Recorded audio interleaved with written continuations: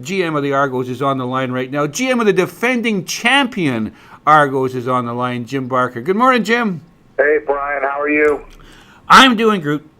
First of all, congratulations. I know you're tickled pink after all the planning and work and miles that you've put on, your car and in your plane and all the rest this year, that you got a chance to go back to back is absolutely a fantastic accomplishment.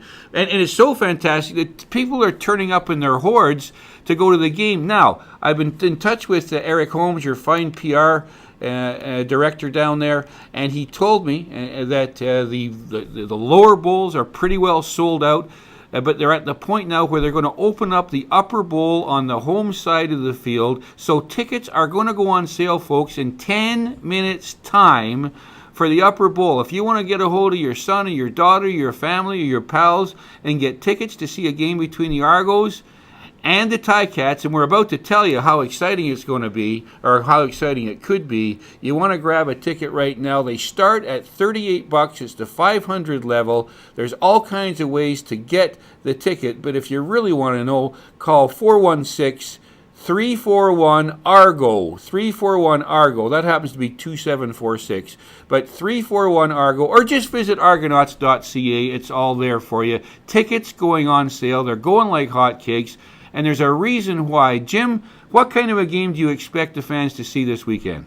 This is everything that sport is all about. This is good versus evil. This is Clay versus Frazier. This is why you participate in sport. I mean, I'll never forget last year I was at the Grey Cup Festival, and some Ticat fans were there in their Ticat garb, and I said, it's exciting that we're going to have a Southern Ontario team to cheer for. And they just deadpanned to me, we wouldn't cheer for the Argos if you were playing the devil. So it's that type of ball game, and the environment is going to be phenomenal. It's why we do this, is for games like this. And I know our players, when they saw Hamilton had won, they came in the next morning just very excited about what was going to transpire. And then what's happened in the ticket office has been unprecedented here. I mean, it's they're opening up these. They opened up a whole different section of the lower bowl that's underneath the message board, and that's sold out in just a matter of a few hours, or close to selling out. And they're going to open up just between the 20s up top, so there's only going to be a limited number of the real good ones at this point. So it's exciting to see. I think that too often our fans, take heat and take abuse for not supporting the CFL, and I don't think that's the case. I think that we have a situation where we play a real pretty wonky schedule that makes it difficult for people, and but now it's on a Sunday afternoon. It's exactly where pro football should be.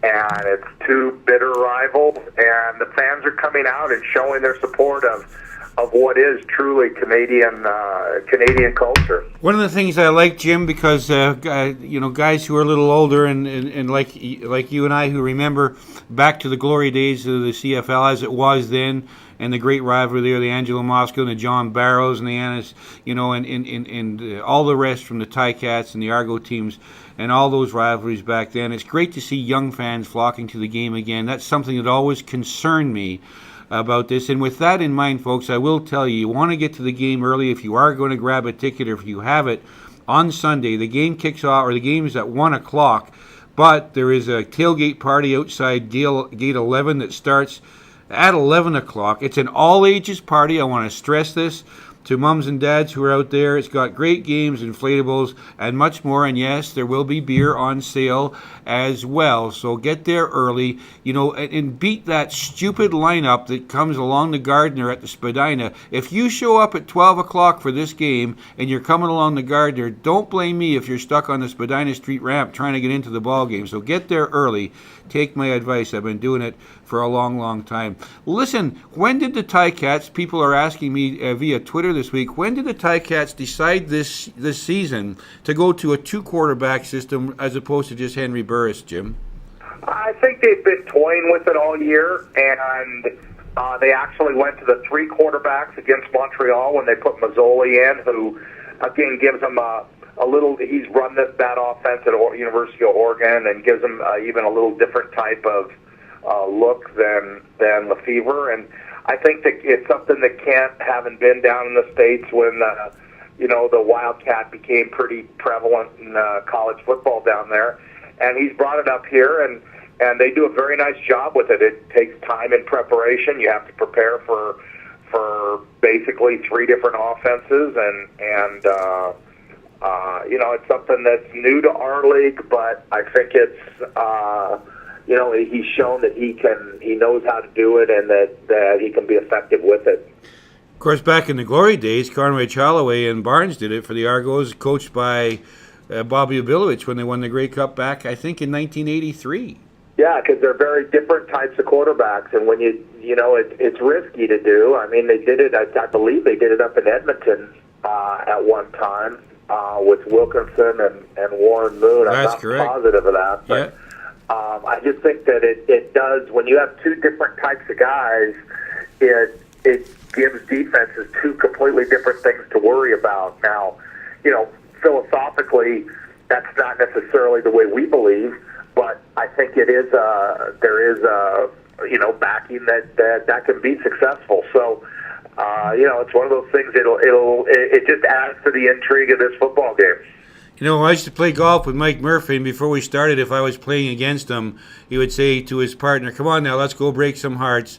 They're good hearts to break, but let's break them all the same." I think you would have the same thing if you were talking to your longtime colleague and employee, Orlando Stenhauer, who won the Grey Cup with you last year. Now he's trying his best to make sure that you don't this year.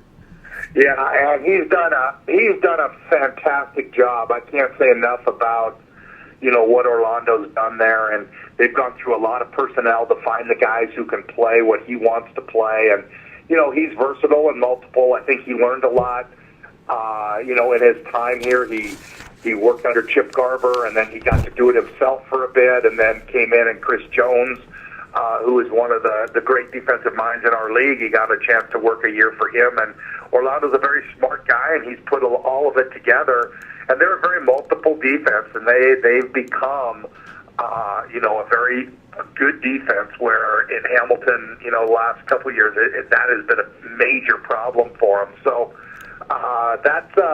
it's something that I know our coaches have been working hard at is how to attack Orlando and what he's doing, and he knows us very well. So it's just another storyline in a game that has endless storylines. Yes. And we don't have time to get to them all, but suffice to say, in general, I won't get into all in great detail. We'll have time to do that all day tomorrow. But Jim, it's suffice to say to all the fans who are out there, I'm not going to ask you this, but if I were a betting man, I'd be taking the over on this. And with it's going to be a perfect day inside the Dome. You're not going to have any weather problems.